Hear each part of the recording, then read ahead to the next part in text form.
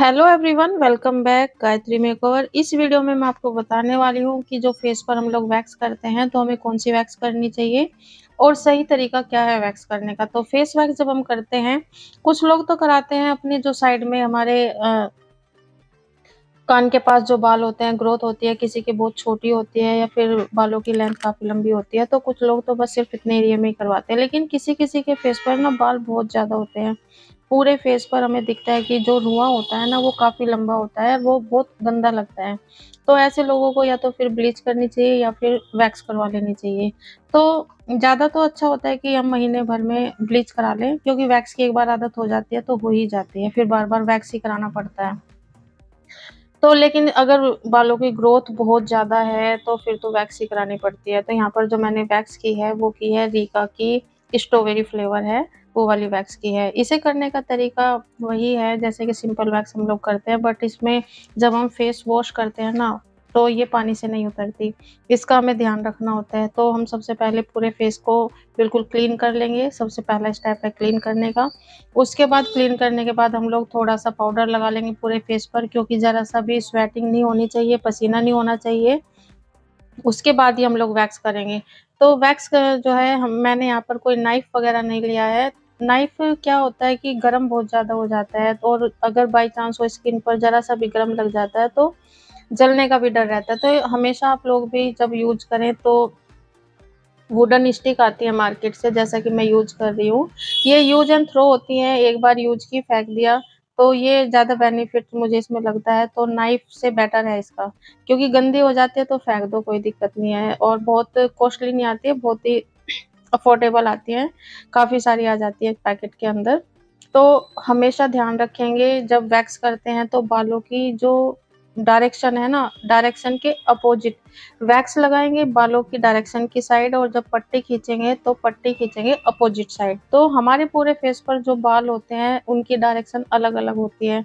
तो हमेशा ध्यान रखें, क्योंकि यहाँ पर जो मैंने आधा फेस पहले कवर किया है और कान के पास से स्टार्टिंग किया था। तो जैसे-जैसे हमारा अ, बालों की ग्रोथ होती है। और एक चीज़ और मैं बताऊँ आपको कि मैंने यहाँ पर जो पट्टियाँ यूज़ किया है, जो सिंपल वैक्स की पट्टियाँ होती हैं ना, मैंने वही यूज़ किया है। उनको मैंने 4 कटिंग करके छोटे-छोटे पीसेज़ बना लिए हैं, एरिया के अकॉर्डिंग। जैसे कि मैं फोरहेड पे कर रही हूँ, अगर मैं पूरी पट्टी यूज़ करूँगी तो मुझे डर रहता है कि कहीं हमारे आईब्रो के बाल ना चिपक जाएँ या फिर, और हम इन्हें जल्दी से छोटे पट्टी करने का फ़ायदा ये है कि हमें बहुत ईज़िली हो जाता है वैक्स करना।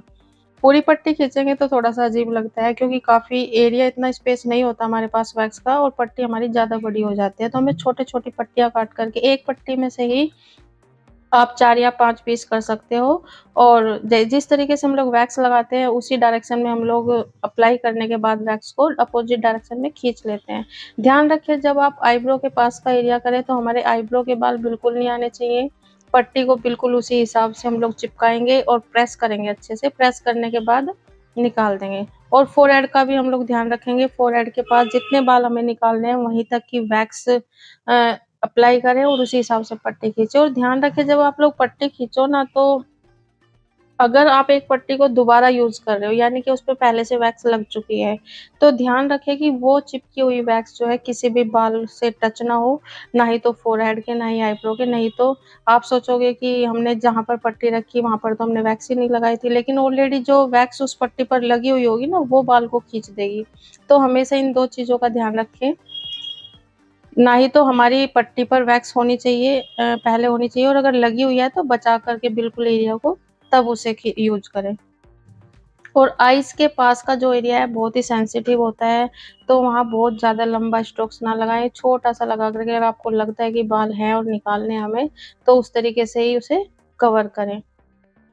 यहाँ पर मैंने जो वैक्स की है पूरे फेस पर की है, नोज़ पर कोई भी एरिया मैंने नहीं छोड़ा है, क्योंकि ये पूरे फुल फेस की जो वैक्सिंग होती है वो इसी तरीके से होती है। वहाँ पर कोई भी ऐसा नहीं है कि हम आइज़ के नीचे छोड़ेंगे या फिर नोज़ के पास से एरिया छोड़ देंगे, पूरा ही कंप्लीट करना होता है। बस हमारा जो तरीका है वो पट्टी खींचने का होता है, और दूसरा जहाँ से भी आप लोग पट्टी खींचो ना पूरे फेस का, उसे दूसरे हाथ से बहुत अच्छे से उस एरिया को खींच लें, बिल्कुल लूज़ नहीं होना चाहिए। अगर आप लूज़ स्किन पर खींचोगे तो कई बार होगा कि सेंसिटिव स्किन होती है ना, और ऊपर से वैक्स भी गरम लगती है, तो खींचते वक़्त डर रहता है कि स्किन ना निकल जाए, पील ना हो जाए या फिर कोई निशान ना पड़ जाए स्किन पर। तो फेस की जब वैक्स करते हैं तो बहुत ही ध्यान से करनी चाहिए, और हमेशा ध्यान रखिए कि वैक्स हमारी बिल्कुल भी गरम ना हो।